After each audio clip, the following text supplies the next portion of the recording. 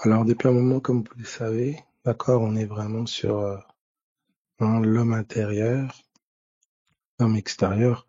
Je dirais depuis un moment, en fait, depuis toujours, depuis toujours.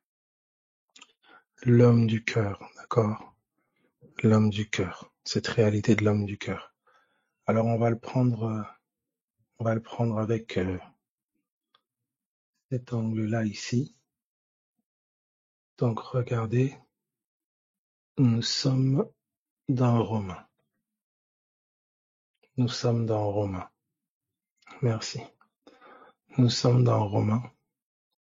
Romains chapitre 7. Romains chapitre 7. Romains chapitre 7, donc à partir du verset 22. D'accord, Romains 7, 22. C'est OK pour tout le monde? Romains 7, 22. Gloire à Jésus. OK. Car je prends plaisir à la loi de Dieu selon l'homme intérieur. Mais je vois dans mes membres une autre loi. D'accord, donc il y a cette opposition entre homme intérieur, d'accord, homme intérieur, et nous connaissons tous les synonymes, homme intérieur et mes membres. Voilà. Donc, tes membres, tu comprends? Donc, ta chair, ça va? Donc, l'homme intérieur, donc, tu dois avoir cette dissociation des deux, d'accord? Ce que tu ressens dans tes membres, tu vois, n'est pas forcément la vérité pour ton homme intérieur. Je dirais même pas n'est pas forcément, ce n'est pas la vérité pour ton homme intérieur. Ton homme intérieur n'est pas censé vivre du ressenti, il est censé vivre du savoir, de la connaissance de Dieu, de la parole de Dieu. Tu vois, il y a vraiment cette dissociation, d'accord, cette séparation entre les deux. Ton cœur et tes membres. Ton cœur et tes membres. Donc là, on va continuer, il est dit ceci. Alors, ce que j'aimerais mettre, du coup, un peu en lumière, d'accord, c'est qu'il est dit ici, vous voyez, il dit homme intérieur, et il dit mais je vois dans mes membres une autre loi. Je vois dans mes membres une autre loi. Il continue, il dit qu'il lutte contre la loi de mon entendement. Ok? Est-ce que tout le monde voit ça? Entendement.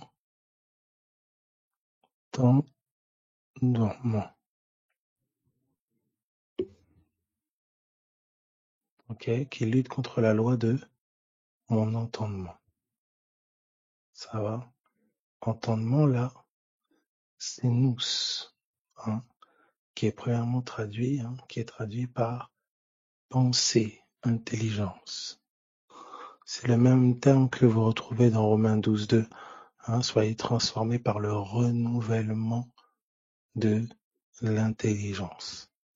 D'accord? Soyez transformés par le renouvellement de l'intelligence. Ou c'est le même mot que vous trouvez dans Luc 24 où il dira « Il leur ouvrit l'esprit, il leur ouvrit l'intelligence afin qu'elles comprennent les Écritures. » Ça va?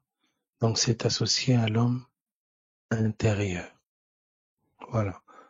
Ton entendement.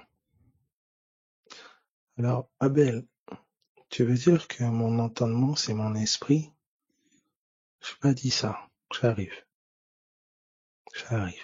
Et pour certains, du coup, Abel, l'intelligence, mon entendement, l'homme intérieur, écoute bien. Écoute attentivement. Je glisse cette petite parenthèse. Ton entendement est le corps de ton esprit. Ton entendement est le corps de ton esprit. J'arrive. Alors, de la même manière, tu vois que tu as un corps extérieur, tu as aussi un corps intérieur. Tu vois? De la même manière que tu as un corps extérieur, tu as aussi un corps intérieur. Yes. Alors regarde maintenant. Nous pouvons retourner dans Romains. Ça va? Et regarde maintenant ce qu'il va dire donc au verset. Donc déjà, vous voyez, il trouve des lois là. Hein.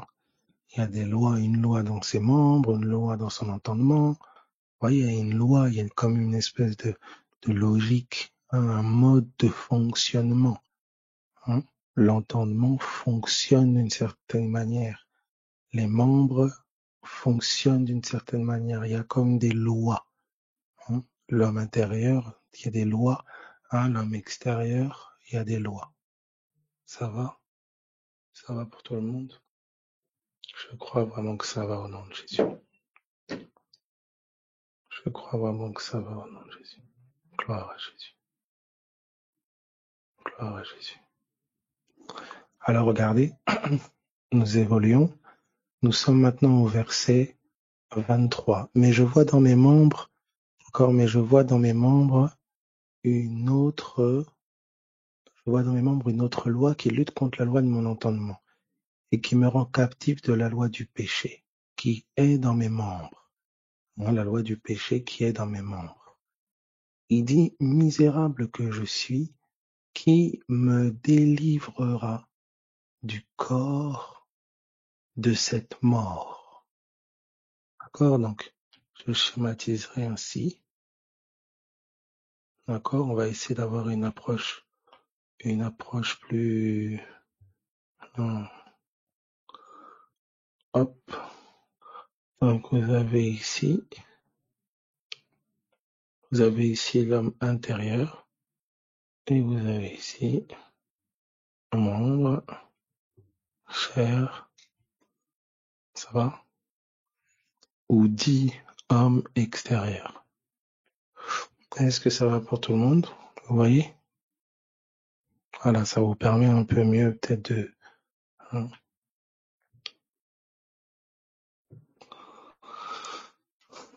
Gloire à Jésus. Est-ce que ça va pour tout le monde? Ça va, tout le monde? Donc voilà, l'homme intérieur, l'homme extérieur, ça va? Les membres, d'accord? Et donc il parle de loi. Il dit, je trouve des lois là.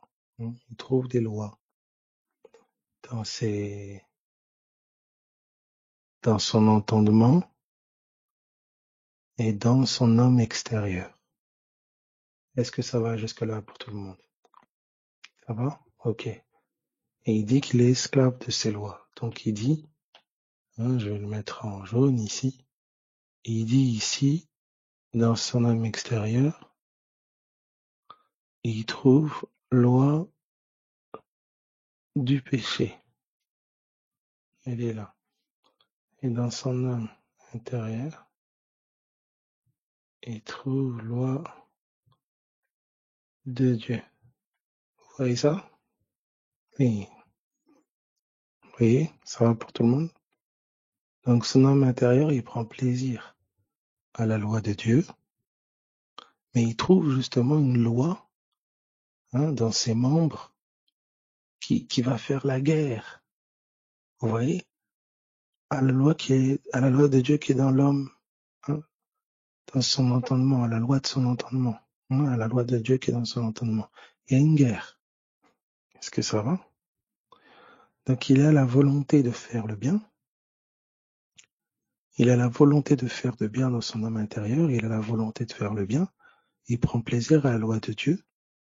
Il a la volonté de faire le bien.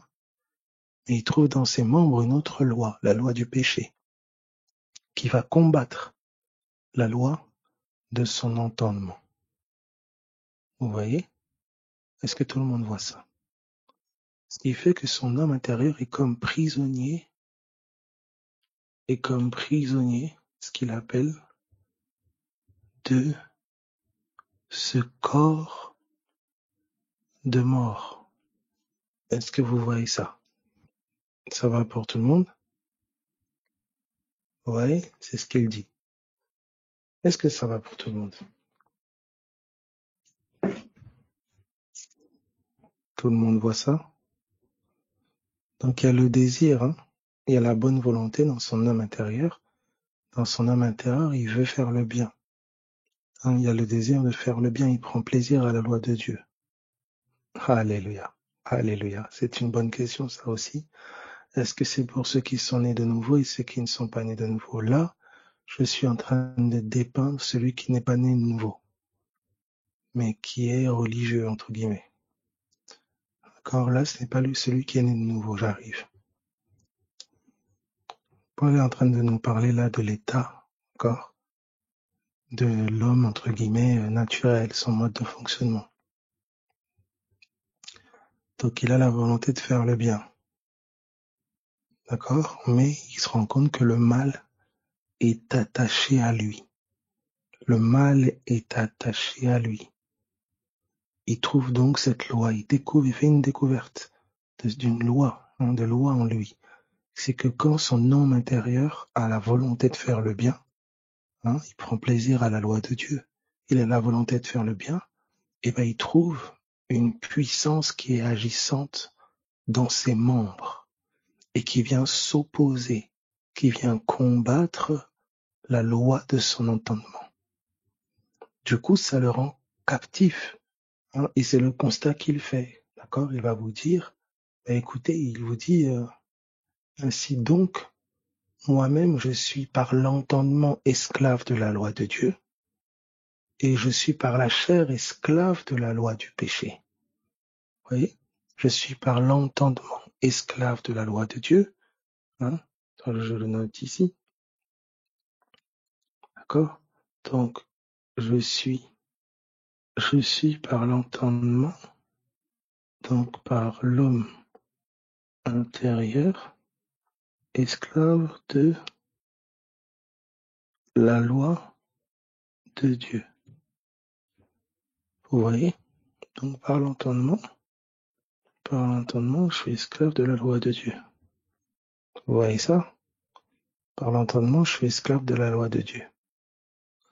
Mais il dit, j'aurais même dû me mettre en vert, tiens. C'est plus cohérent. Vous pouvez mettre la même chose en... Vous voyez? Je suis esclave de la loi de Dieu. Par l'entendement, je suis esclave de la loi de Dieu. Mais, regardez ce qu'il dit. Il dit, et je suis par la chair. Par la chair, d'accord, il dit, je suis esclave de la loi du péché. Vous voyez ça? Vous voyez? Et c'est ce qui s'est passé, vous voyez, vous comprenez ce qui s'est passé du coup avec l'arbre de la connaissance du bien et du mal. La connaissance du bien et du mal ayant été communiquée à l'homme, ayant été enseignée à l'homme, il a reçu une instruction, vous le savez, on l'avait vu, son entendement a été ouvert à l'arbre de la connaissance du bien et du mal.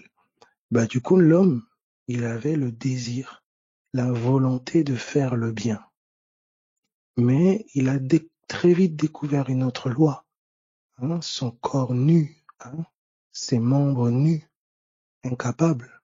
Il a découvert une autre loi, c'est que dès qu'il a désiré faire le bien, dès qu'il a désiré vouloir faire le bien sans Dieu, alléluia, dès qu'il a désiré vouloir faire le bien sans Dieu, il a très vite découvert une loi.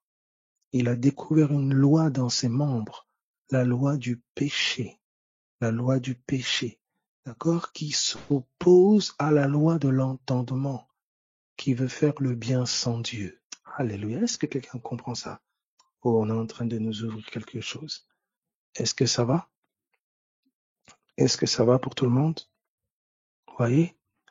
Son désir de faire le bien sans Dieu. Son désir de faire le bien sans Dieu. Son désir d'être juste sans Dieu. Son désir d'être saint sans Dieu. Son désir d'être tout ce que vous voulez. Donc son entendement, son homme intérieur a la volonté de faire le bien. Il est esclave de la loi de Dieu. Il veut faire le bien. Il veut plaire à Dieu. Il veut faire le bien. Mais il découvre une loi. C'est vraiment une loi. Dès qu'il veut faire le bien. Oh, je veux jeûner. J'ai faim. j'aspire vraiment à être paisible, avoir la maîtrise de soi. Et une situation vient, il y a la colère, il y a des choses qui se réveillent dans mes membres. Vous voyez, il dit, il a le désir de faire le bien. Il a le désir, il a la volonté de faire le bien, mais il n'a pas le pouvoir. Il n'a pas la capacité. D'accord? Alors, que s'est-il passé? Que s'est-il passé? Eh bien, ça vient de 1 Corinthiens chapitre 15. 1 Corinthiens chapitre 15. Notez ça, c'est très important. L'homme est né. L'homme a été créé pour vivre par Dieu. Pour vivre par Dieu. Ton entendement, alléluia, est censé se reposer sur l'entendement d'un autre. Carida seferima santa. Alléluia. Un autre a fait le bien pour toi. Caria sopariva sante. Tu comprends ça? Gloire à Jésus. Un autre a obéi à ta place. C'est comme ça que c'est par son esprit. C'est par son esprit que le bien auquel tu aspires est accompli. Alléluia. Alléluia. Regarde ceci. Nous sommes dans 1 Corinthiens 15. 1 Corinthiens 15. À partir du verset 1 Corinthiens 15 à partir du verset 56. Est-ce que jusque-là, ça va pour tout le monde? Alors là, je mets en lumière, on est en train de toucher quelque chose ici. Vous voyez, l'entendement, l'homme intérieur, hein, le désir de vouloir faire le bien, le désir de vouloir faire le bien, mais se rendre compte de l'incapacité, hein, à cause de la chair, à cause de mes membres, à cause de l'homme extérieur, à cause de ce corps de mort. Alléluia. Alléluia. Voyez, gloire à Jésus. Regardez maintenant. Il est dit dans Corinthiens 15, 56. Regardez ceci. L'aiguillon de la mort, ce qui fait progresser la mort, c'est le péché. L'aiguillon de la mort, c'est le péché. Et la puissance du péché, c'est la loi. Ok. La puissance du péché. Regardez ce qu'on me dit. La puissance du péché. Quand on dit la puissance, c'est littéralement ici dunamis. La capacité du péché, c'est la loi. Est-ce que quelqu'un est en train de comprendre quelque chose ici? Est-ce que ça va? Vous voyez la subtilité? Vous voyez la ruse de l'ennemi? C'est terrible. L'homme est piégé indirectement par son désir de faire le bien, mais sans Dieu. Est-ce que vous voyez ça? Brasso teveria santa. Vous voyez ça? Alléluia. Vous voyez ça? L'intention est bonne. Oui. Là, pourquoi on va vous parler des œuvres mortes. Le problème de l'évangile, le point que l'évangile soulève et qui est fondamental, il ne s'agit pas seulement du désir de faire le bien ou faire des bonnes œuvres. Non. Il s'agit de faire des œuvres vivantes. Il s'agit de produire des œuvres vivantes. Et il n'y a que celui qui vit. Il n'y a que celui qui est la vie qui peut produire des œuvres vivantes au travers de nous. Alléluia. L'homme intérieur, écoutez bien, peut vivre par la loi ou peut vivre par la foi. J'arrive. Alléluia. J'arrive. Est-ce qu'on peut évoluer? Est-ce qu'on peut évoluer? Alléluia. Gloire à Jésus. Gloire à Jésus. Mettez Y si c'est OK pour tout le monde et on évolue. Mettez Y si c'est OK pour tout le monde. Ok. Gloire à Dieu. Donc, vous voyez ici, alors quand je mets, tu vois, l'homme intérieur, tu le sais, on a les synonymes entendement, intelligence, cœur. Tu vois? Regarde ce qu'on est en train de te dire. Je peux, tu vois, vouloir obtenir la pomme. Je peux vouloir obtenir la pomme. J'ai le désir d'obtenir la pomme. Et il est bon que j'obtienne la pomme. Mais je découvre dans mes membres une autre loi qui me rend incapable d'obtenir la pomme. La faiblesse dans ma chair, l'incapacité dans ma chair ne me permettent pas d'obtenir la pomme. Vous voyez? J'ai la volonté d'obtenir la pomme. Je sais qu'il est bon que j'ai la pomme. J'ai la volonté d'arrêter la drogue. J'ai la volonté d'arrêter. J'ai la volonté de stopper. Mais je découvre dans mes lois, dans mes membres, je découvre dans ma chair une autre loi qui me rend captif, qui me rend esclave. Vous voyez? Du coup, le bien que je veux faire, je me retrouve à faire le mal que je ne veux pas faire. Donc c'est là que l'apôtre Paul va vous dire, ce n'est donc plus moi qui le fais, ce n'est donc plus moi qui le fais, mais c'est le péché qui habite dans mes membres, le péché qui est dans ma chair. Vous voyez ici, voilà, il y a quelqu'un qui est localisé ici dans la chair. Vous voyez, c'est le jaune, ce que j'ai mis en jaune. Hein? Il y a quelqu'un qui est actif ici. Je vais faire le petit bonhomme. Hein? Je vais faire le petit bonhomme ici. Il est là, il est actif ici. Hein? Le petit bonhomme, il est actif dans cette zone. Il est actif dans cette zone. Voilà. C'est là où il y a les points. Vous voyez? Monsieur péché. Oh, Karia Santaraba. C'est pour ça que cette zone a dû être neutralisée. Vous comprenez? Pourquoi la chair a dû être crucifiée? Oui, voilà. Vous comprenez? Parce qu'il y a ce monsieur ici. Il y a ce monsieur ici.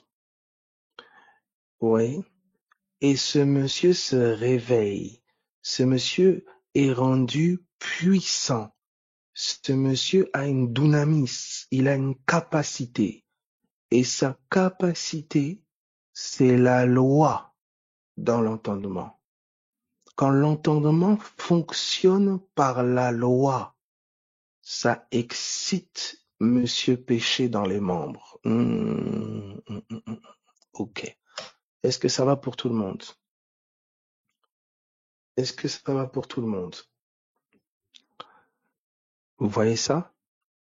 Voilà.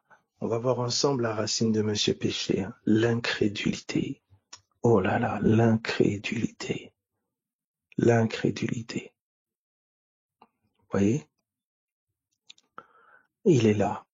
Monsieur Péché dans les membres là. Ok, est-ce qu'on peut évoluer?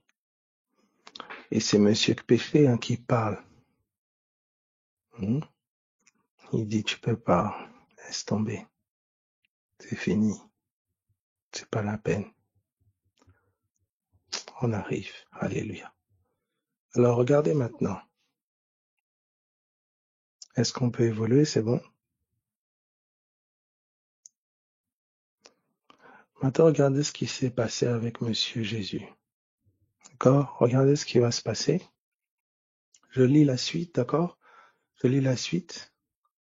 Donc, face à ce constat, nous pouvons retourner dans Romains. Dites-moi si c'est OK pour tout le monde. Mettez Y si c'est OK pour tout le monde. Oh, j'espère par la grâce de Dieu que c'est clair. D'accord? Voilà. Vous allez comprendre, bien sûr. Oh, j'aime ici. Il y a dit, il y a pourtant des œuvres préparées d'avance. Ben oui, vous allez comprendre de qui elles viennent, d'où elles viennent. Vous voyez? Il y a les œuvres de Monsieur Péché. Les œuvres du péché, c'est ça quand Paul vous dit, ce n'est plus moi qui le fais, c'est le péché qui habite en moi, c'est-à-dire dans ma chair. Hein. Il le dit là. Il le dit. Regardez, on peut le prendre hein, à partir du verset, regardez, à partir de Romains 7, à partir du verset 7, Romains 7, 7. Vous allez comprendre. Maintenant, quand nous allons rentrer dans la loi de la foi, vous allez voir qui est rendu puissant. C'est Christ. Alléluia.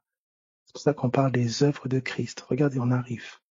Regardez ici, nous sommes dans Romains 7, 7. Regardez ce qu'il dit dans Romains 7, 7. Que dirons-nous donc? La loi est-elle péché? Vous voyez la question qu'il pose? La loi est-elle péché? Il dit non, loin de là. Vous voyez, parce que si la loi, c'est la puissance du péché, comme il le dit dans Corinthiens et comme Paul l'enseigne, il dit, mais que dirons-nous donc? La loi est-elle péché? Il dit non, loin de là. Il dit, mais je n'ai connu le péché que par la loi. Car je n'aurais pas connu la convoitise si la loi n'eût dit tu ne convoiteras point. Vous voyez? Et le péché saisissant l'occasion, produisit en moi par le commandement toutes sortes de convoitises. Car sans loi, le péché est mort. Vous entendez ça? C'est terrible ici. Et il dit, pour moi, étant autrefois sans loi, je vivais. Mais quand le commandement vint, le péché reprit vie, et moi, je mourus. Ainsi le commandement qui conduit à la vie se trouva pour moi conduire à la mort. Car le péché saisissant l'occasion me séduisit par le commandement et par lui me fit mourir. La loi donc est sainte, le commandement est saint, juste et bon. Vous voyez? Ça veut dire que la loi n'est pas le problème. La loi est sainte, le commandement il est juste, il est bon. Mais il nous appelle à vivre indépendamment de Dieu. Et dans cette indépendance vis-à-vis de Dieu, une entité qu'on appelle péché a saisi l'occasion pour produire en nous toutes sortes de convoitises, de désirs contraires à la loi de Dieu. Vous voyez la découverte profonde que Paul fait, c'est un grand mystère de l'être qui nous révèle. Est-ce que quelqu'un comprend ça?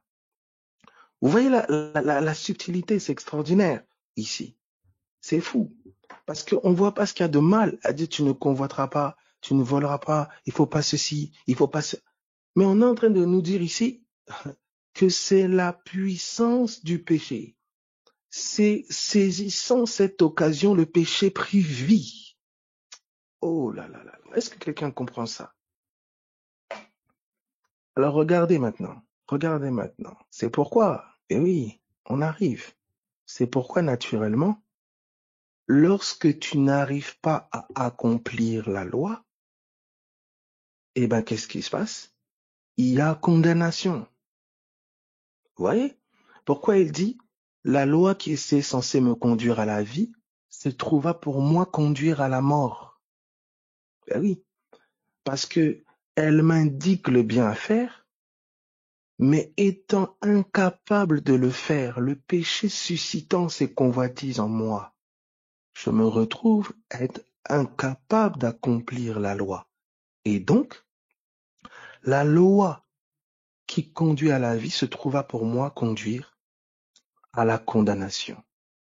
Vous voyez, la loi me condamne parce qu'elle condamne en fait le péché. Vous voyez, donc c'est une espèce comme du chien qui se mord la queue.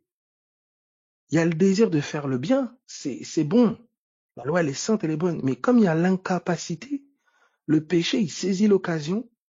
Et du coup, c'est pour ça que vous allez voir que, regardez bien, hein, la plupart des gens qui ont grandi dans des systèmes religieux hard, regardez le joug de la culpabilité. Quand il faut simplement un peu, examinez ça. Toi-même, peut-être tu es là. Si tu as grandi dans un système religieux hard, fallait pas ceci, fallait pas très strict, très violent.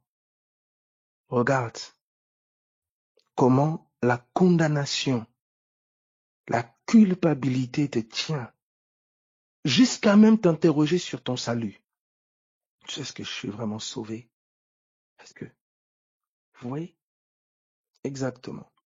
La loi, elle travaille exactement au niveau de la conscience. C'est un autre aspect aussi encore de l'homme intérieur. C'est vraiment un mode d'entendement. Vous voyez?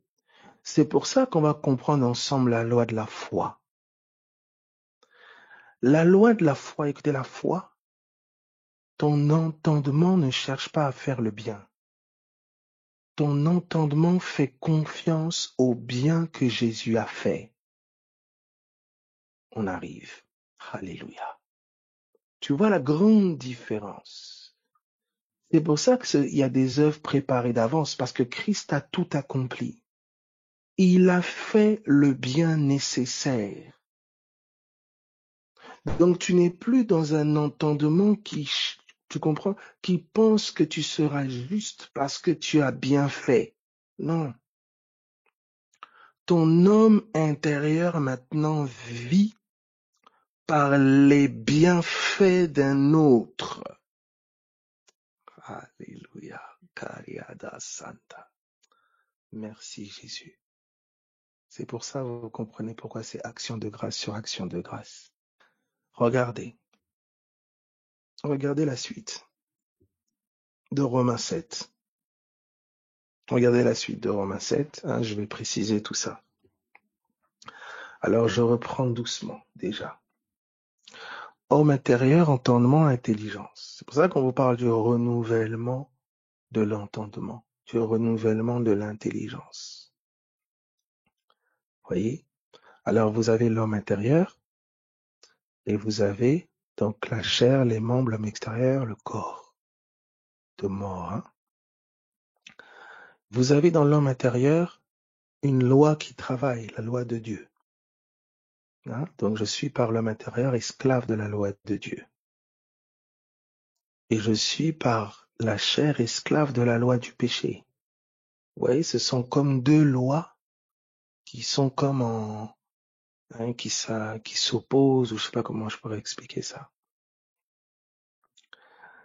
Et donc, d'un côté, mes membres sont esclaves de la loi du péché, et d'un autre côté, mes membres sont esclaves de la loi,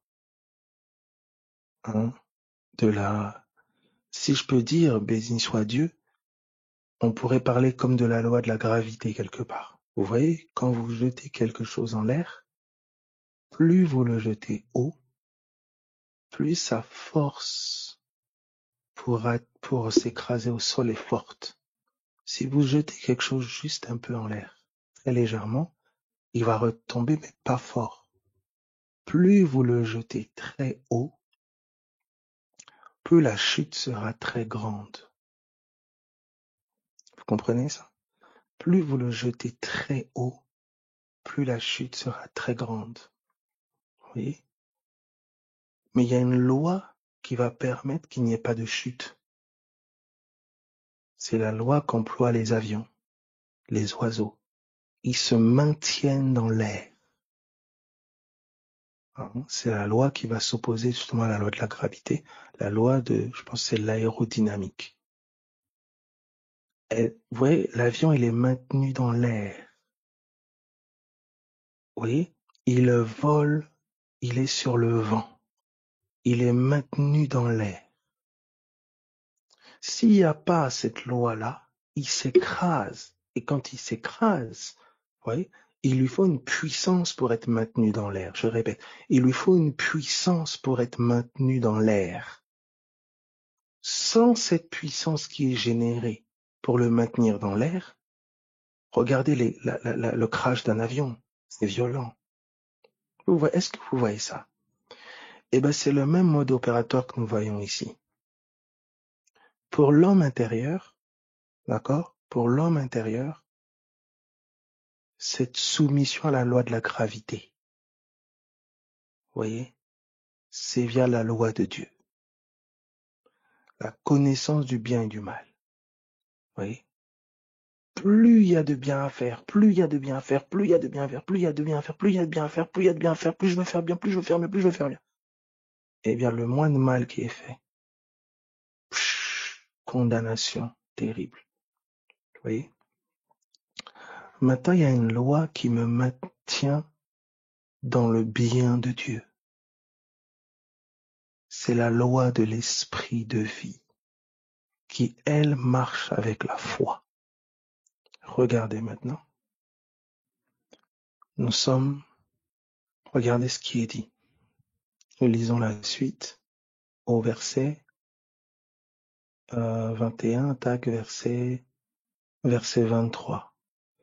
Mais je vois dans mes membres une autre loi, 1 Romains 7, 23, mais je vois dans mes membres une autre loi qui lutte contre la loi de mon entendement et qui me rend captif de la loi du péché qui est dans mes membres. Misérable que je suis, qui me délivrera du corps de cette mort? Alors moi, l'exemple que j'aime donner, je trouve qu'il est pas assez parlant, hein. Ben, c'est celui, par exemple, de la maladie, ou parfois c'est moins flagrant pour certains, par exemple une addiction ou quelque chose pareil, parce qu'ils la vivent pas forcément. Mais admettons, tu tombes malade, tu vois. Ton corps est affaibli, ton corps est amoindri. Tu veux sortir, tu veux te lever, tu veux bouger, mais ton corps est malade. Il y a une autre loi, hein. La loi, tu comprends? C'est cela pour bien l'illustrer. Tu vois? Ton corps ne suit pas ce à quoi ton cœur aspire. Tu vois? Donc là, c'est plus, hein, on parle de la maladie, c'est comme plus visible à l'œil, hein. Mais il y a justement au-delà, donc de la maladie, il y a une maladie invisible, le péché. Vous voyez? Où là, ça se traduit par des désirs, voilà, il y a une œuvre dans l'âme de désir, de convoitise, qui font la guerre. C'est pour ça que Jésus n'a pas seulement pris nos péchés, il a pris aussi nos maladies. Vous voyez? Parce que c'est comme deux réalités similaires. Vous voyez cela? Est-ce que ça va pour tout le monde? C'est ça. Alors vous voyez l'impuissance qu'on peut avoir face à une maladie. Eh bien, c'est la même réalité en fait que face au véritable péché, que face à l'incrédulité. Quand le péché est prêché correctement, personne ne peut lever la main et dire par moi-même je suis capable d'arrêter ou je ne sais non. C'est l'incrédulité. C'est pas le fait simplement de mal faire. Quelqu'un peut pas faire de mal extérieurement, vous voyez, mais avoir des pensées impures, des pensées mauvaises, vous voyez, intérieurement. Vous voyez, c'est pour ça que Jésus dira que le péché vient du dedans. Il y a vraiment qui suscite une lutte dans les membres. Tu vois, la loi dit tu ne convoiteras point, le péché dit convoite. Convoite. La loi dit ne pense pas aux pommes, ben, tu vas penser à une pomme. Dès qu'elle va dire pense pas aux pommes, tu vois. Donc c'est pour ça que quand la loi a été comme révélée, donnée, le péché a abondé. Parce qu'il avait encore plus d'occasions à saisir pour condamner. Pour que la personne soit condamnée, il avait plus d'occasions à saisir. Il était rendu encore plus puissant. Vous voyez un peu. Et c'est cette réalité-là. Et c'est un mode de fonctionnement. Vous voyez, c'est vraiment un mode de fonctionnement. Vous voyez. Et donc, ce qui peut le refléter, entre guillemets, ce qui est une bonne représentation charnellement, c'est la maladie. Tu vois, tu peux avoir une maladie qui manifeste des symptômes extérieurs. On voit les symptômes.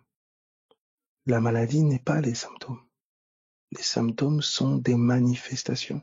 sont des œuvres de la maladie qui agissent dans ton corps. Voilà. Alors, c'est fort ici, quelqu'un dit, si Jésus a pris nos maladies, pourquoi on est encore malade? Et je poserai une autre question, si Jésus a pris nos péchés, pourquoi tu pêches encore? Voilà. C'est pour ça qu'on est en train de dire ici, voici le mode ici de fonctionnement. La foi, il y a une autre réalité, c'est ce qu'on est en train de voir ici. C'est qu'on parle de cette édification de la foi, de ce combat. C'est ça qu'on va voir ici. Alors regardez, il dit ceci. Il dit au verset 25, au verset 24, pardon. Il dit, misérable que je suis, qui me délivrera du corps de cette mort? Qui me délivrera du corps de cette mort? Vous voyez là, le constat qu'il fait, le constat est malheureux. Hein? Il dit, misérable que je suis, qui me délivrera du corps de cette mort? Et c'est là qu'il arrive au verset 25, et regardez ce qu'il dit. Grâce soit rendue à Dieu par Jésus-Christ notre Seigneur. Il s'exclame, il y a un point d'exclamation. Comme si il a trouvé la solution. Grâce soit rendue à Dieu par Jésus-Christ notre Seigneur. Vous voyez? Il dit ainsi donc moi-même je suis par l'entendement esclave de la loi de Dieu et je suis par la chair esclave de la loi du péché. Donc il nous décrit maintenant les deux lois auxquelles nous sommes esclaves. Esclaves de la loi de Dieu dans l'entendement et esclaves de la loi du péché dans la chair. Maintenant, regardez ce qu'elle va nous dire au chapitre 8. Et là, il nous introduit maintenant dans la mentalité de l'esprit. Regardez ce qu'il dit. Est-ce que ça va pour tout le monde? C'est pour ça que tu vois que lors de la faute, lorsqu'il y a erreur, lorsqu'il y a insuffisance, lorsque tu ne fais pas assez, lorsqu'il y a erreur, la loi te condamne dans ton entendement. Tu vois? La loi te condamne dans ton entendement. Comme ça, Paul dira, voilà, il est esclave de la loi de Dieu dans son entendement et il est esclave de la loi du péché dans ses membres. Tu vois? Et c'est terrible parce que la loi de Dieu dans son entendement lui indique le bien à faire, lui indique le bien qu'il faut faire. Et la loi du péché dans ses membres, combat. Et donc, il n'a pas fait assez de bien. Il n'a pas fait assez de bien. Tu pouvais mieux faire. T'as pas fait assez bien. T'aurais dû faire comme ça. T'aurais dû ceci. Et vous avez des gens qui vivent sous ce joug continuel. Surtout ceux qui ont grandi là dans la religion. Tu vois? Un peu ici, un peu là. Le bien n'est jamais assez. Vous voyez? Parce c'est un fonctionnement. Vous comprenez? Comme si leur vie reposait sur leurs œuvres. Et c'est le mode de fonctionnement de la loi. Celui qui met ces choses en pratique vivra par elles. Tu vis par ce que tu fais. Et comme tu ne fais jamais assez, et comme tu ne fais jamais comme il faut, tu ne vivras jamais assez. Tu ne vivras jamais comme il faut. C'est la condamnation. Quand ta vie repose que sur tes œuvres, c'est la condamnation assurée parce que tes œuvres ne pourront jamais être à la hauteur de l'exigence de la loi de Dieu. Je répète, quand ta vie ne repose que sur tes œuvres à toi, tu ne seras jamais à la hauteur de l'exigence de la loi de Dieu. C'est pour ça qu'il a fallu qu'il nous soit révélé celui qui a tout accompli parfaitement pour nous, afin que nous apprenions à vivre par sa grâce. Est-ce qu'on peut évoluer? Est-ce qu'on peut évoluer ensemble? Est-ce que ça va? Vous voyez ça?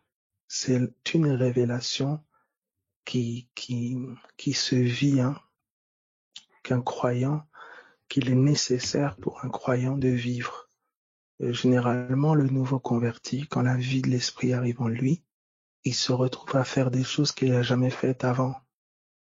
Vous voyez, il arrête certaines choses, il stoppe certaines choses, et il y a des choses qui se manifestent au travers de lui. Et le piège, c'est qu'il veut que ces choses soient plus fortes, en fait.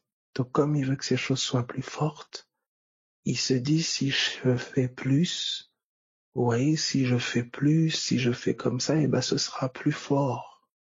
C'est le piège. C'est pas si je fais plus, c'est si je suis plus dépendant. Si je m'abandonne davantage.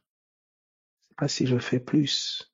Et c'est ça, vous voyez, le poison subtil que le serpent va injecter. C'est ça que Paul va dire aux Galates. Mais comment avez-vous saisi l'esprit? Est-ce par les œuvres de la loi? Ou est-ce par l'écoute de la foi? Est-ce en vous abandonnant à ce qui vous a été annoncé par l'évangile? Cela. L'esprit n'était pas saisi en faisant plus d'œuvres, il était saisi en prêtant davantage l'oreille à ce que Christ a accompli pour nous et en nous confiant dans ce qu'il a fait pour nous. Est-ce que quelqu'un voit cela? Est-ce que ça va? Alléluia. Exactement, complètement. Dès l'instant où tu es né de la chair, tu fonctionnes naturellement. Les pensées se défendant et s'accusant tour à tour, naturellement. C'est un mode de fonctionnement. La religion va juste... la religion, on va parler religion parce qu'avec l'étiquette religieuse, mais l'humain en soi, ce qu'on va appeler la morale, l'humain en soi, ce mode de fonctionnement, c'est pour ça que celui qui fait mal est convaincu qu'il doit être condamné. Tu vois, il est sous la même loi que la loi du religieux. Et je sais que j'ai fait du mal, je sais que j'ai fait du mal toute ma vie, je suis condamné. Tu vois, je suis condamné. Donc, je sais que je mérite pas ça, je mérite pas ça, et je suis condamné. Et le poids de la culpabilité, parfois, va plonger certains dans des addictions, etc., etc. Parce que quelque chose en lui dit c'est ta faute, tu as mal fait, tu as mal fait. Et l'ennemi l'accuse, le condamne. Vous voyez, et l'accusateur tire toute sa force de là. Mais lorsqu'on m'annonce cette nouvelle que quelqu'un a payé le prix par amour pour moi, qu'il m'a sauvé, il m'a sauvé de la condamnation. Dieu a tant aimé le monde qu'il a donné son Fils afin que quiconque croit, voyez, ne périsse point. Il n'y a plus de condamnation. La condamnation est levée. C'est la nouvelle qui libère mon homme intérieur du joug de la condamnation. Il a fait les choses à ma place. Il a fait les choses afin que je sois pardonné.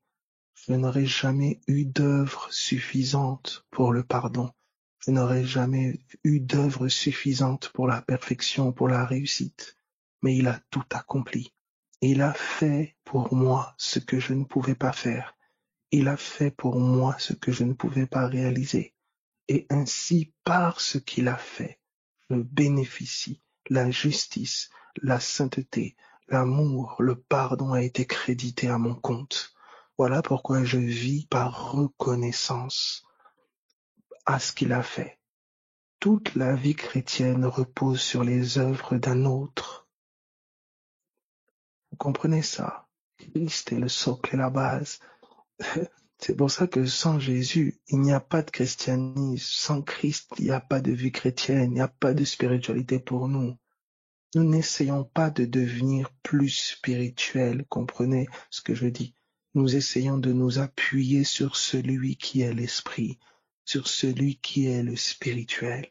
Et c'est par lui et en lui que nous sommes. Vous voyez la grande différence. C'est pour ça que toute notre discipline n'est pas dans essayer de faire pour avoir ou faire pour être, mais dans la dépendance à ce qu'il a dit. Nous serrons sa parole contre nos cœurs. Est-ce que vous voyez cela? C'est pour ça que sa parole fait, sa parole, ce qu'il a, c'est-à-dire ce qu'il est, ce qu'il a fait une œuvre dans notre cœur. Et par la capacité de l'esprit, vous voyez, par la puissance de l'esprit, l'œuvre de Christ se fait chair dans nos vies. Vous voyez, c'est la puissance de l'Esprit Saint. c'est la capacité de l'esprit qui neutralise la capacité du péché. Je répète, c'est la capacité de l'esprit qui neutralise la capacité du péché. Comment cet esprit est saisi? Par la foi dans l'œuvre de Christ. La confiance dans l'œuvre achevée de Christ.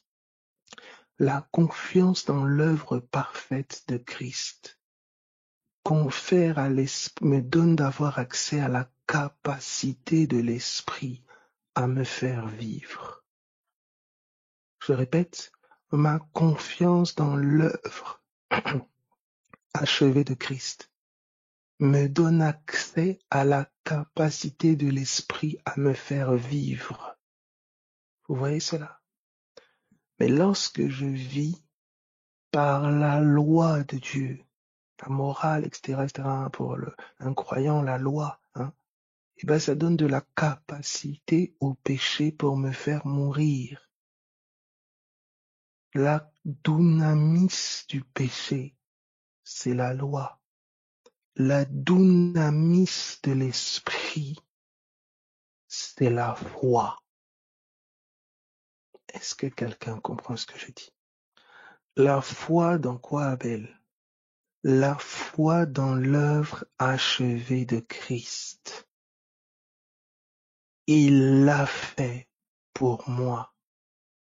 Il a rempli les exigences pour moi. Est-ce que quelqu'un comprend cela? Et c'est là notre foi. L'ennemi va t'accuser, tu n'as pas fait assez, regarde, ceci, c'est terminé, regarde, c'est ta faute, tu vois tes enfants, tu aurais dû faire ceci, tu vois ta santé là, tu aurais dû suivre tel traitement, tu aurais dû faire comme ça, tu vois les malédictions familiales, comme tu n'as pas fait ça, comme tu ceci, il va t'accuser. Et en fait, ainsi, il te voile que Christ a tout accompli. Ton combat, c'est le bon combat de la foi dans l'œuvre achevée de Christ. Tu vois pourquoi tu pries?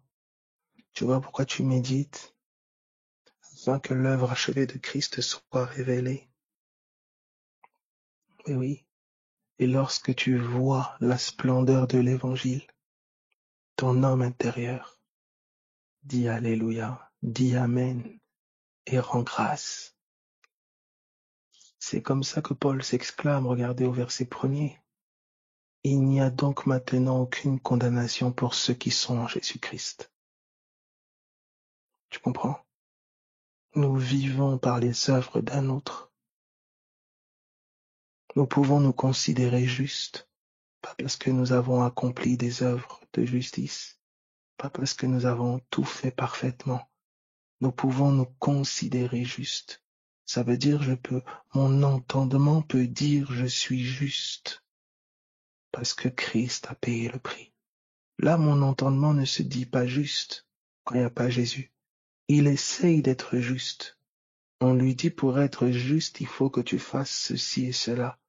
Donc il essaye de faire ceci et cela. Il a la volonté de faire ceci et cela. Mais il se rend compte qu'il n'y arrive pas pleinement. Donc il se déclare pécheur. Il se déclare pas juste. Ah oui, vous comprenez ça, vous voyez le piège. C'est qu'en essayant d'être juste, il se condamne à être injuste. En essayant d'être saint, il se condamne à être impur. Mais en se reposant sur celui qui a accompli l'œuvre de justice, mon entendement est déclaré juste par la foi.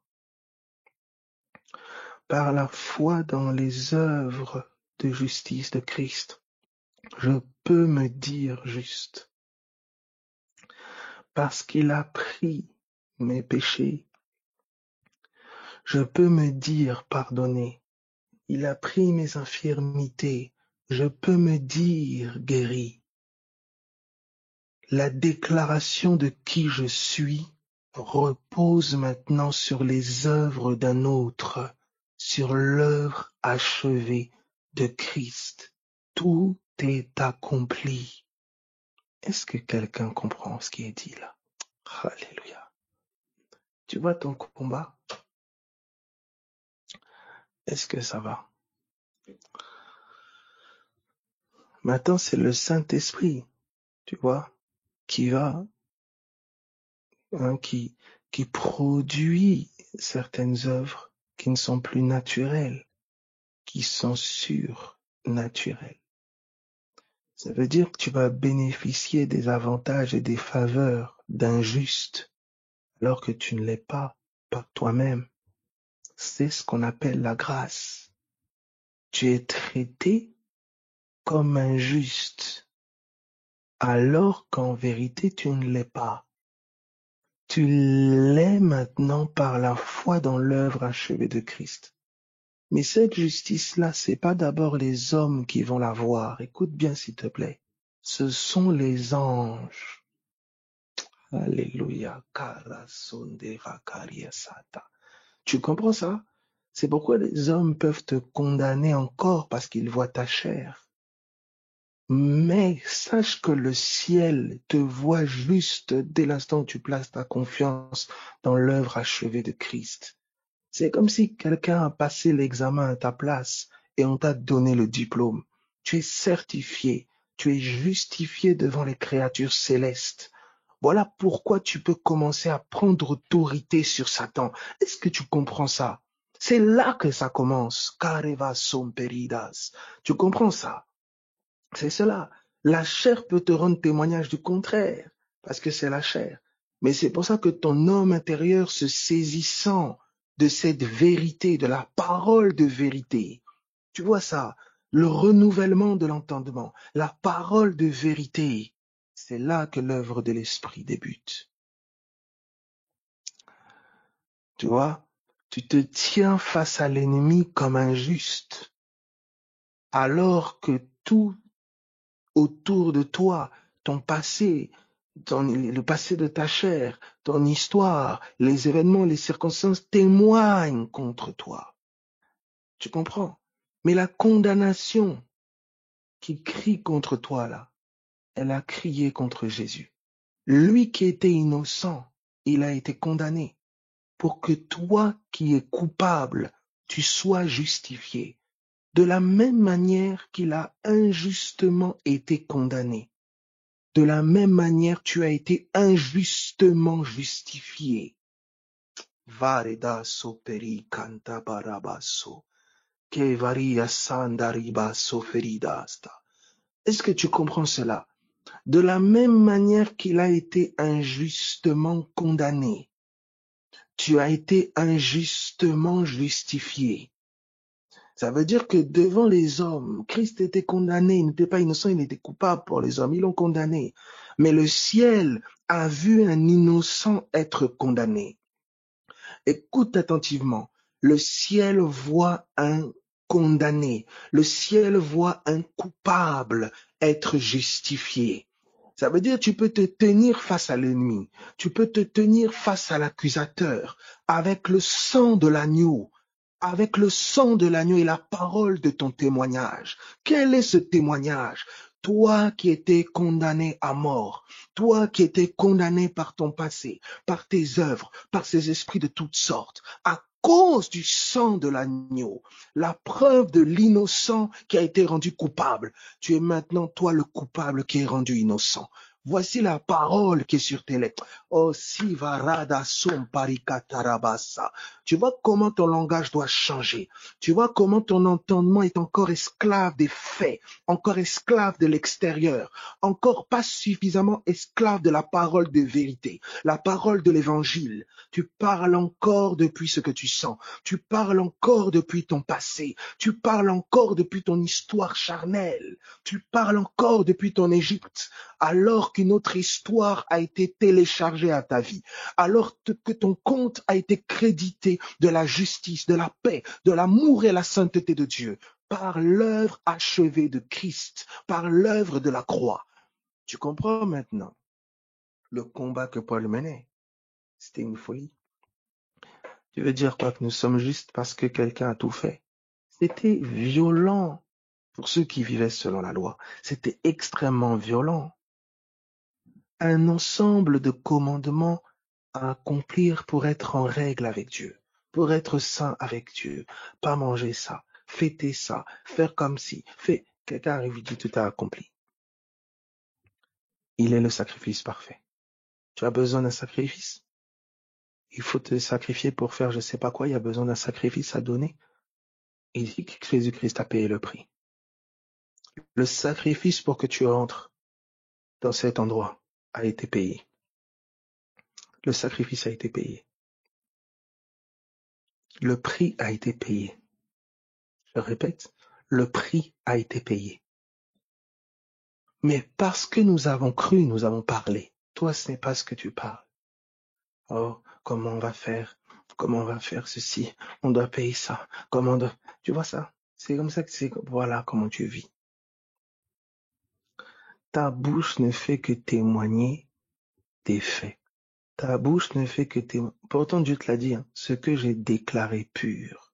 Pourquoi je l'ai déclaré pur? Parce que Jésus-Christ a payé le prix. Je te dis, c'est comme si tu vas passer un examen.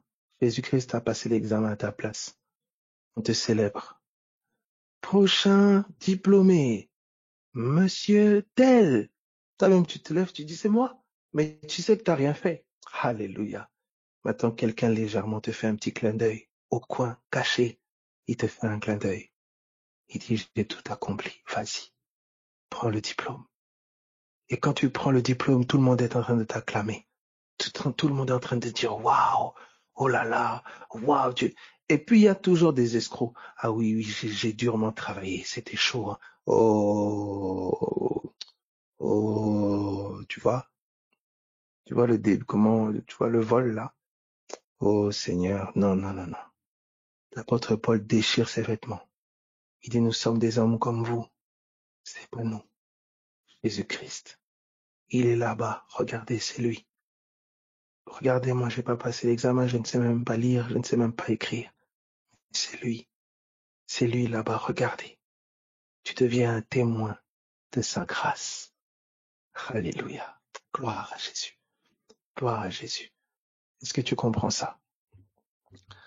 La faveur est sur toi parce que quelqu'un a payé le prix pour. Alléluia. Tu vois l'entendement? C'est ça. Tu vois? Regarde, c'est ça que Paul va nous expliquer maintenant. Il n'y a donc maintenant aucune condamnation. Vous voyez maintenant plus aucune condamnation. Il y en a maintenant qui le prennent dans le sens, ah ben oui, maintenant peu importe les bêtises que je peux faire, c'est pas grave, il n'y a plus de condamnation. Vous voyez, c'est encore l'entendement charnel, ça. L'entendement spirituel est reconnaissant de ce que Christ a accompli. Il est reconnaissant et il a vu combien ça a fait souffrir Christ. Christ a souffert. Hein. Le prix qu'il a payé, tu comprends? C'est comme, t'as toujours eu, je sais pas moi, un vélo pourri et le prix à payer pour avoir un vélo neuf, c'était trop. Et quelqu'un paye ce prix-là. Il souffre, il souffre, il souffre, il souffre. Et il arrive à t'obtenir le vélo neuf. Et il te le donne gratuitement. Tu seras extrêmement reconnaissant. Tu vas pas aisément faire n'importe quoi avec le vélo neuf. Tu seras pas à l'aise. Cependant, vu que tu as passé des années à conduire un vélo pourri, bah, tu auras encore certains réflexes, tu vois, de conduire ton vélo neuf comme un vélo pourri. Ouais. Mais c'est pas que tu prends plaisir, tu vois, à faire de la pourriture avec ton vélo neuf. Non, là, ça devient n'importe quoi. Le cœur, quand même, aspire à la loi de Dieu. C'est juste que tu as compris que tu pouvais pas par toi-même. Donc, tu t'es reposé sur un autre qui l'a fait. Mais ton cœur aspire à la loi de Dieu. Ton cœur aspire à la sainteté. Ton cœur aspire à la pureté. Ton cœur aspire à l'amour. Tu vois? Ton cœur aspire à ces choses. Seulement ton entendement a compris qu'un autre a tout accompli pour que tu puisses jouir de ces choses. Alléluia. Donc tu aspires par la foi dans ce que lui a accompli, tu aspires à la pureté. Alléluia. Gloire à Jésus. Gloire à Jésus. Au nom de Jésus, je prie, quelqu'un me dit, ça tombe bien, je passe mon permis aujourd'hui. Au nom de Jésus, je prie que le Saint-Esprit prenne contrôle de tes mains, que ce soit lui qui conduise, que la grâce te soit faite. Ce n'est pas parce que tu conduiras parfaitement, mais parce que le ciel te fera grâce. Alléluia. Donc sois dans le repos au nom de Jésus. Vous voyez comment nos âmes rentrent dans le repos? Comment notre homme intérieur rentre dans le repos? Parce que notre homme intérieur prend conscience que ce n'est pas à cause de la perfection de ses œuvres qu'il saisit quelque chose, mais c'est par la perfection de l'œuvre de Christ. Vous voyez? C'est pour ça que la révélation de l'œuvre de la croix nous introduit dans le repos. C'est comme si on te dit quelqu'un a passé l'examen, va chercher ton permis. Vous voyez? C'est ça. C'est ça maintenant le bon combat de la foi. Vous voyez? C'est que il y a ton entendement charnel qui va se lever et qui va dire oui, bien sûr, c'est ça, oui. Et puis quoi encore?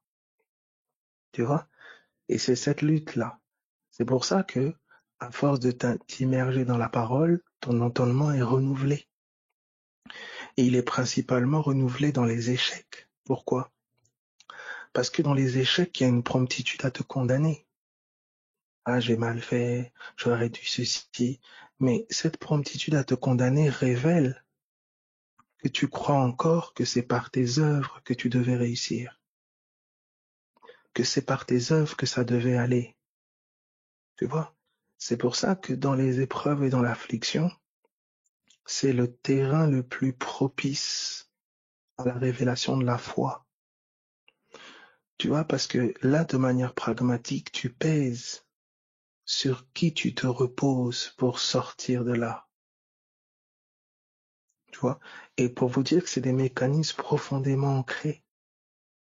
Tu vois, c'est des mécanismes profondément ancrés. Lorsque tu te reposes sur lui, tu rends grâce dans tes prières. Tu rends d'excellentes actions de grâce. Parce que tu te reposes sur lui. Tu pries. Tu proclames ce qui est la vérité. Tu proclames ce qui est accompli. Tu te reposes sur lui. Voilà pourquoi tu passes du temps en prière. Tu rends grâce. Tu passes du temps dans sa parole parce qu'elle t'indique ce qui a déjà été fait. Tu t'imbibes et t'immerges du tout accompli de Dieu. Voilà l'attitude que tu as au milieu du feu. Tu contemples celui qui a triomphé du feu. Tu contemples celui qui a triomphé du feu. Voyez? C'est pour ça qu'il y a un renouvellement d'entendement fort au milieu de l'affliction quand la vérité est annoncée. Voyez? Ma réaction face à l'échec, ma réaction dans l'affliction révèle la mesure de renouvellement de mon entendement. Ça révèle sur qui est fondée ma vie, sur les œuvres de qui est fondée ma vie. Est-ce que quelqu'un comprend ce que je dis? C'est pour ça que vous vivrez comme des situations où vous vous sentez comme terriblement impuissant. Vous voyez? Parce que nous sommes censés être rendus puissants par sa grâce, par sa vie. Vous voyez ça? Donc ces situations, vous voyez, d'incapacité, et généralement on les vit souvent par rapport à nos chers, quoi, nos proches, les choses qui sont comme évidentes. Vous voyez, il est évident que ça devrait aller avec mes propres enfants. Il est évident que ça devrait aller normalement avec mon mari. Ça devrait aller avec ma femme. Ça devrait aller avec le travail. Ça devrait, vous voyez, là où c'est évident que ça devrait le faire. C'est là généralement où nos œuvres sont le plus mis en avant de manière spontanée, quoi. Je sais pas comment expliquer. C'est comme instinctif. Mais là où justement il n'est pas évident que ça devrait aller, ben vous allez voir des choses extraordinaires.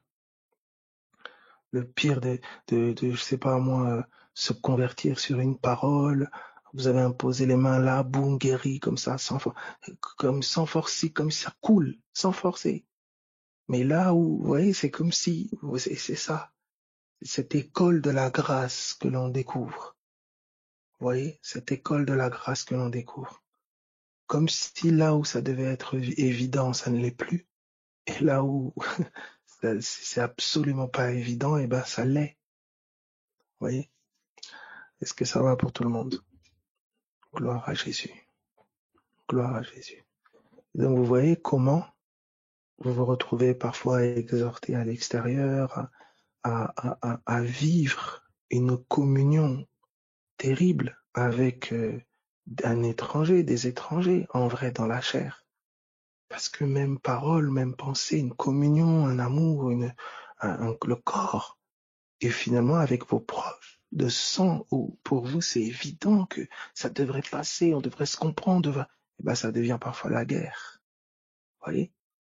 Parce que il était plus aisé par vos œuvres en vérité d'être en communion avec votre famille.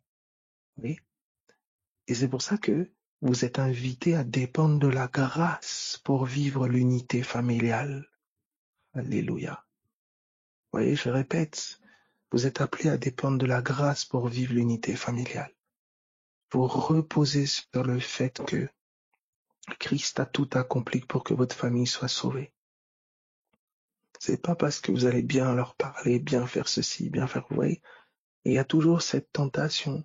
Ah, mais elle devrait me comprendre, c'est ma femme, il devrait me comprendre, c'est mon mari, il devrait faire ceci envers moi, c'est mes enfants. Vous voyez, il y a comme cette espèce de dû qu'on a l'impression, comme un dû. Et comme on le vit parfois avec d'autres, on le dit, ben là, normalement, on devrait le vivre là, alors que pas du tout. Si on le vit avec d'autres, c'est une grâce. Et c'est sur cette même grâce que nous devrions nous appuyer, rendant grâce à Dieu, remerciant Dieu, pour que cette grâce puisse s'étendre à un plus grand nombre.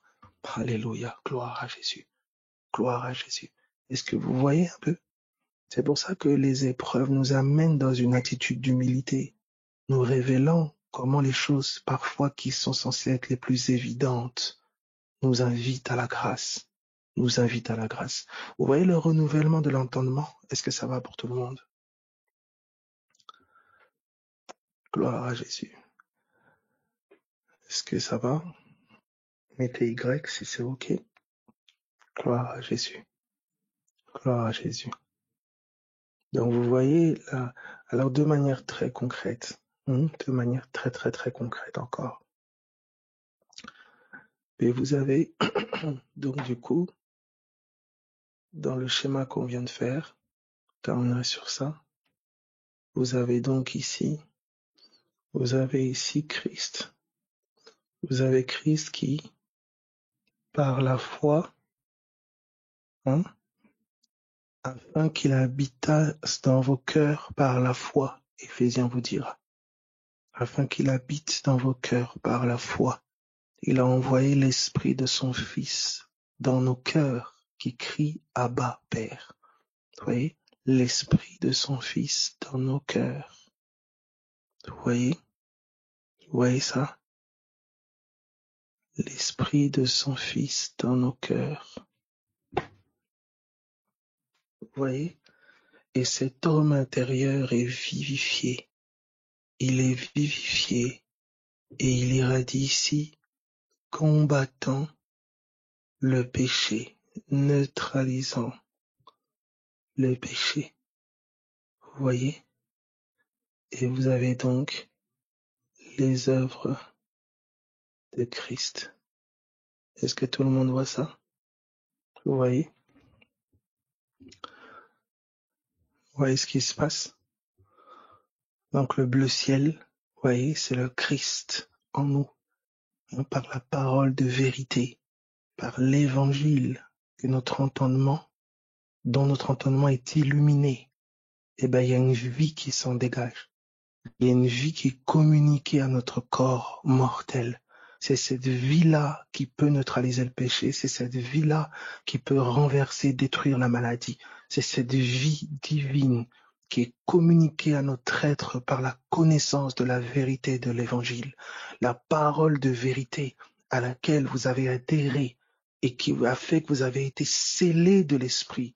La capacité de l'esprit communique la vie à votre être. Est-ce que vous voyez ça? Alléluia. Est-ce que quelqu'un comprend ce que je dis? Est-ce que ça va?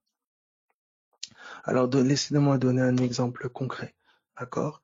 Ben, vous avez par exemple une situation, je sais pas, je donne cet exemple, hein, vous devez par exemple trouver un travail, vous êtes face à une maladie, à une addiction, par exemple.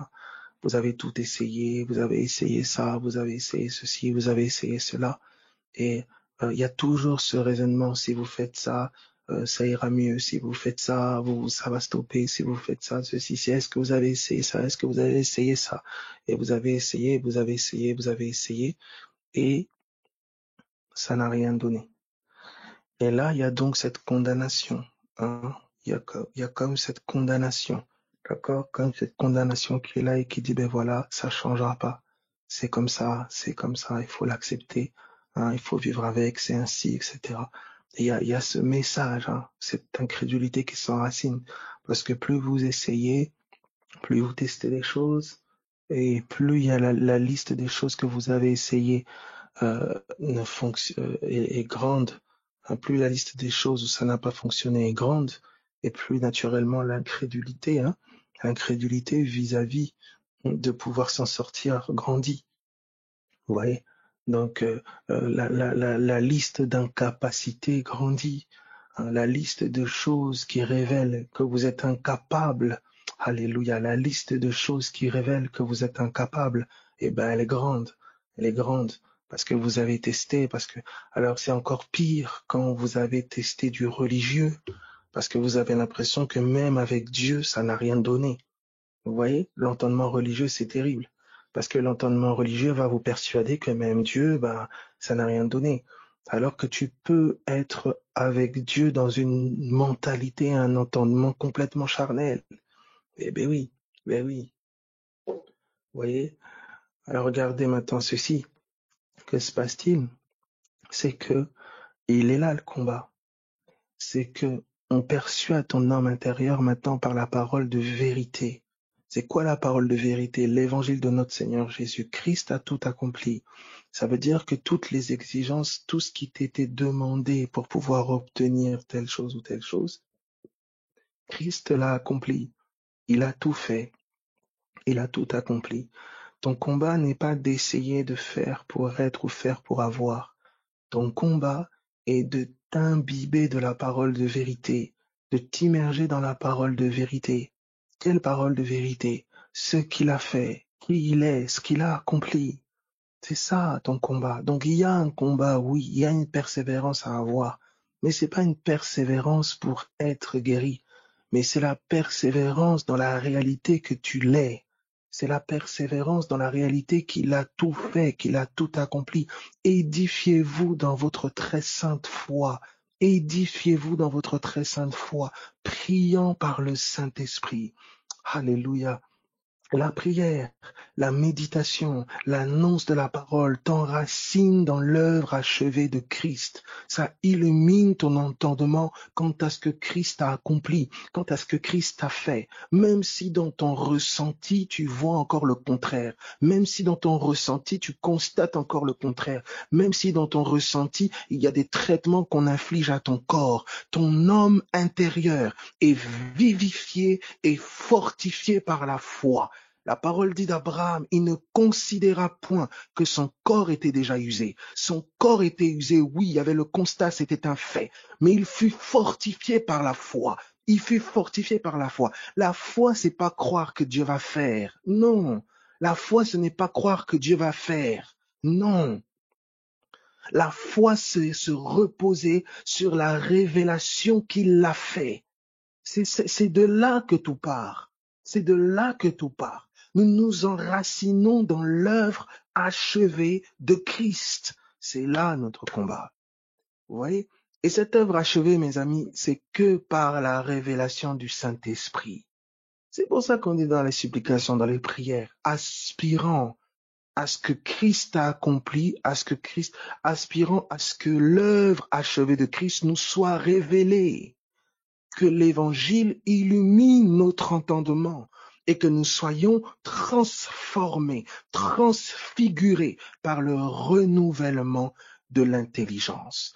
Une intelligence façonnée autour de l'œuvre achevée de Christ.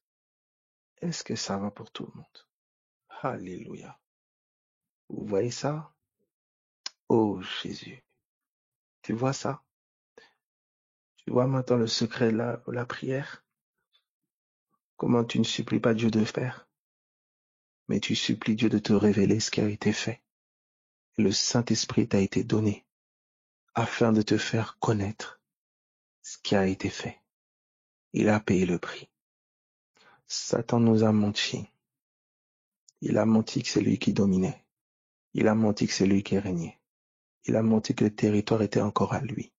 Alors que de manière juridique, spirituellement parlant, demande-moi les nations et je te les donnerai. Les nations ont été données à un autre. Sur le plan juridique, les nations ont été livrées à un autre. Au nom de Jésus, nos bouches réclament le dû de Christ. Nos bouches réclament le dû de Christ. Parce que nous avons cru, nous avons parlé. C'est pour ça que je prie au nom de Jésus-Christ, qu'il ne se trouve sur tes lèvres que la parole de vérité. Qu'il soit trouvé sur tes lèvres la parole de foi. Quelle parole de foi? Oh, Dieu va faire. Non, la parole de foi, c'est la parole qui tire ses racines de l'œuvre achevée de Christ. Ève a été formée du sommeil d'Adam. Tous les vis-à-vis qu'on a essayé de lui amener qui ne sont pas sortis de son sommeil, de son côté, il n'a pas trouvé de vis-à-vis. La Ève de tes pensées, c'est toutes ces pensées qui tirent leurs racines de l'œuvre de la croix, du sommeil de ton Jésus. Je compare Ève à tes pensées, parce qu'il est dit, de la même manière que Ève a été séduite par le serpent, je crains que vos pensées ne se corrompent. Tes pensées sont comparées à Ève. D'où est-ce que Ève est sortie? D'où est-ce que l'entendement, alléluia, est sorti? Ton entendement est renouvelé à l'image de Dieu depuis la mort de Christ. Ève est sortie du sommeil d'Adam, comme ton entendement nouveau doit sortir du sommeil de la croix. Alléluia, alléluia. Tant que ce n'est pas depuis la croix, tu sortiras des entendements animaliers, des entendements de serpents, des entendements de chiens, des entendements de renards. Vous voyez l'homme animal? C'est cela. Ce sont des entendements qui sortent de la terre, qui sont formés depuis la terre. Des entendements de chiens, des entendements de serpents, des entendements de renards, des entendements de buffles, des entendements de taureaux. Tu vois les types d'entendements? Alors que, au nom de Jésus, quand Adam a été plongé dans un sommeil, ce n'est plus un taureau qu'on a formé de la terre, ce n'est plus non, mais de son côté on a formé Ève. Il a dit, voici 7 fois. 7 fois. Alléluia. C'est pour ça que je crois que ton entendement cette fois-ci, c'est celui qui est l'esprit de l'esprit. Alléluia. La pensée de la pensée de Dieu. La parole de la parole de Dieu. Je crois que cette fois-ci, ton entendement vient un renouvellement authentique. Pendant des années, c'était tiré de la terre. Tu as, voilà. Mais au nom de Jésus, un entendement tire maintenant ses racines de l'œuvre achevée de Christ. Du sommeil d'Adam, tu es formé et tu es attiré vers lui. Oui, la femme, ses désirs se portent vers son mari. Cet entendement-là est tourné vers l'agneau de Dieu. Cet entendement-là se porte sur Jésus, pas sur soi-même, pas sur je ne sais qui, non, mais cet entendement-là se porte sur Jésus. À chaque entendement, il y a son époux. Chaque entendement a son époux. Alléluia. L'entendement de Christ porte ses désirs sur Christ et Christ domine sur lui. Alléluia. Gloire à Jésus. Gloire à Jésus. Gloire à Jésus. Alléluia. Seigneur, mes pensées sont tournées vers toi. Je récupérerai ces enfants parce que tu as payé le prix. Non, parce que ce sera des démarches, sur démarche seulement, oui. L'avocat fait son travail. Je n'en disconviens pas. Mais j'ai compris que l'avocat des avocats, c'est toi. C'est toi qui as payé le prix nécessaire pour que je puisse les récupérer. Alors je te rends grâce, même si je ne le vois pas encore. J'arrête de parler comme quelqu'un qui n'a pas. J'arrête de parler comme quelqu'un pour qui tu as payé aucun prix. J'arrête de parler comme si ton sacrifice n'était pas suffisant. Seigneur, domine ma langue parce que mon cœur est tourné vers toi et te désire. Ève, tes désirs se porteront vers ton mari et lui dominera sur toi. Seigneur, domine sur moi parce que mes désirs se portent vers toi. Mes désirs se portent vers celui qui a payé le prix pour moi. Mes désirs se portent vers celui qui a payé le sacrifice excellent. Ce n'est pas un homme qui a payé le prix pour toi. Ce n'est pas ton père, ce n'est pas ta mère, ce n'est pas qui que ce soit, le docteur ou l'avocat ou je ne sais qui. Non, c'est Jésus-Christ de Nazareth. C'est Jésus-Christ de Nazareth. Il a payé le prix pour toi. Tourne tes regards vers l'agneau. Il est l'auteur de la foi et celui qui l'amène à la perfection. Alléluia.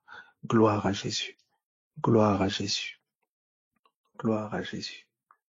Gloire au Seigneur. Alléluia. Gloire à toi, Jésus. Gloire à toi. Je prie au nom de Jésus pour quelqu'un qui était sous le joug de la condamnation à cause de son passé, à cause de son histoire. Je dis maintenant au nom de Jésus, la condamnation a été levée. La condamnation a été levée. Il n'y a plus de condamnation sur toi au nom de Jésus. Embrasse le sacrifice parfait. Alléluia. Tu n'aurais rien pu faire pour te faire pardonner suffisamment. Tu n'aurais rien pu faire pour te faire pardonner suffisamment. Mais au nom de Jésus, Christ a tout accompli pour que tu sois pardonné. Vis maintenant pour celui qui a tout accompli pour que tu sois pardonné. Donne pleinement ta vie à celui qui a tout accompli pour que tu sois pardonné. Le ciel t'approuve, le ciel t'agrée. La condamnation a été levée maintenant de ta vie. Toutes les actes dont les ordonnances te condamnaient ont été clouées. C'est terminé. Il n'y a plus de condamnation. Ce n'est pas un ressenti à avoir, non, c'est une information à savoir. Ce n'est pas un ressenti à avoir, non, c'est une information à savoir. Tu es informé. Jésus a payé un prix excellent et par son sang il t'a racheté, pas avec de l'argent. Tout ce qui exige de l'argent aujourd'hui, c'est le sang de Jésus que nous invoquons. C'est notre argent. Alléluia. Le sang a payé le prix pour moi. Le sang a coulé afin que je sois racheté. Le sang a coulé afin que ma famille soit rachetée. Le sang a coulé afin que la nation soit rachetée. Le sang a coulé afin que les nations soient rachetées. Alléluia. L'argent d'en haut, le sang de Jésus. La monnaie d'en haut, le sang de Jésus. Alléluia. Gloire à l'agneau. Gloire à Jésus. Voilà pourquoi je prie. Je prie que toi qui manques de quoi que ce soit, qu'il puisse t'être révélé qu'en lui tu as tout pleinement. C'est par la foi, premièrement, que tu adhères à cette vérité. Tu ne vas pas le sentir au départ, tu dois le savoir au départ. Tu ne vas pas le sentir au départ, tu dois le savoir au départ et t'enraciner dans la parole de vérité. Je prie que tu sois maintenant quelqu'un de têtu pour la vérité, quelqu'un de violent pour la vérité, que tu ne sois pas quelqu'un de vérité du dimanche matin. Oh Jésus, alléluia, alléluia, le dimanche matin, pour parler la mort toute la semaine, pour être baigné dans la crédulité toute la semaine et attendre la prochaine épreuve pour jouer la femme ou l'homme de foi. Le temps de la comédie est terminé dans le nom de Jésus. Maintenant, tu as vu après les différentes gifles que le temps maintenant est venu pour toi d'avoir les deux pieds dedans, de t'enraciner dans la parole de vérité, de t'immerger, d'aspirer à ce que l'évangile véritable te soit révélé, que cela brille et résonne dans ton cœur, dans ton entendement, dans le nom de Jésus. Seigneur, révèle-nous la croix. Révèle-nous la croix. Révèle-nous ta résurrection. Révèle-nous ta vie. Révèle-nous ta mort, que nous réalisions la réconciliation. Révèle-nous ta vie, que nous réalisions notre salut. Merci Jésus. Merci Jésus. En tout cas, soyez fortifiés, soyez encouragés. J'espère, voilà, je prie que ces schémas soient compris, je prie que les pensées, les entendements soient impactés par notre Jésus, l'amour de nos vies. Oh là là, Jésus, vous comprenez, On était pauvres, il a tout fait pour que nous soyons enrichis. Et c'est pas enrichi d'abord du matériel. Nous sommes enrichis devant les anges. Nous pouvons maintenant dire au nom de Jésus, Satan, au nom de Jésus, nous nous tenons contre toi. Nous pouvons clamer son nom parce que le prix a été payé. Nous pouvons être agréés par le ciel parce que le prix a été payé. Alléluia. Cara noviste peria de santa. Merci Jésus. Merci Jésus. Je ne pourrai jamais être à la hauteur. Alléluia, mais tu l'as été pour moi. Alléluia, tu l'as été pour moi. C'est pour ça que je me tiens dans ton assurance et pas la mienne. Je me tiens dans ton assurance et pas la mienne. Je n'ai pas l'orgueil et la prétention de me tenir dans mon assurance à moi. Non, Seigneur. Non, Seigneur. Nous nous appuyons sur toi. Voilà l'humilité. Celui qui reconnaît son incapacité à répondre aux exigences. Celui qui reconnaît son incapacité à répondre aux exigences attendues. Mais celui qui humblement se prosterne devant Dieu et dire ma vie dépend de ta miséricorde. Ma vie dépend de ta miséricorde. Ma vie dépend de ta miséricorde. Si mes yeux ne te voient pas, je périrai. Si mes yeux ne te voient pas, je périrai. Si mes yeux ne te voient pas, c'est terminé pour moi. Si mes yeux ne te voient pas, c'est terminé pour ma famille. Ma vie dépend de ta miséricorde. Je ne mérite rien. Je ne suis pas à la hauteur. Je n'ai rien fait qui mérite le succès. Je n'ai rien fait qui mérite le salut de ma famille. Je n'ai rien fait brasso tariga saveriane merio da fanta.